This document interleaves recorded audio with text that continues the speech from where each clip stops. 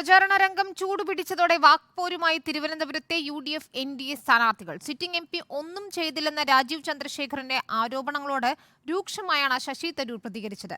കേന്ദ്രമന്ത്രിയായിട്ടും രാജീവ് ചന്ദ്രശേഖറിനെ കൊണ്ട് ഗുണമില്ലെന്നും പല കാര്യങ്ങളിലും അറിവില്ലെന്നും ശശി തരൂർ റിപ്പോർട്ടറിനോട് പറഞ്ഞു. തീരദേശ മേഖലയിലെ രാജീവ് ചന്ദ്രശേഖറിന്റെ പ്രചരണമാണ് ശശി തരൂരിനെ ചൊടിപ്പിച്ചത്. തീരദേശത്തെ കടൽഭിത്തി നിർമ്മാണത്തിന് താൻ ഇടപെട്ടെന്നും ഡൽഹിയിൽ നിന്ന് ഉറപ്പുകൾ ലഭിച്ചതായും രാജീവ് ചന്ദ്രശേഖർ തീരദേശത്ത് പറഞ്ഞിരുന്നു. ജനങ്ങളെ അപമാനിക്കുന്ന നുണപ്രചരണമാണ് NDA സ്ഥാനാർത്ഥി നടത്തുന്നതെന്ന് ശശി തരൂർ. തീരദേശത്തൊക്കെ പോകുമ്പോൾ അടിസ്ഥാനമില്ലാത്ത വാഗ്ദാനങ്ങൾ കൊടുത്ത് ജനങ്ങളെ വഷളാക്കാനും അപമാനിക്കാനുമാണ് ഇറങ്ങിയിരിക്കുന്നത്. ഇതൊക്കെ മഹാമോശം പ്രചരണം. കേന്ദ്രമന്ത്രിയായിട്ട് ഗുണമില്ലെന്നും രാജീവ് ചന്ദ്രശേഖറിന് പല കാര്യങ്ങളിലും അറിവില്ലെന്നും ശശി തരൂർ റിപ്പോർട്ടറിനോട്. മന്ത്രാലയത്തിൽ ഇരുന്നിട്ട് വലിയ ഗുണമില്ല അദ്ദേഹത്തിന്റെ അറിവിനെ കുറിച്ച്.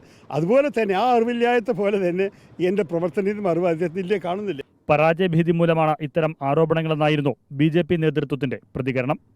റിപ്പോർട്ടർ, തിരുവനന്തപുരം.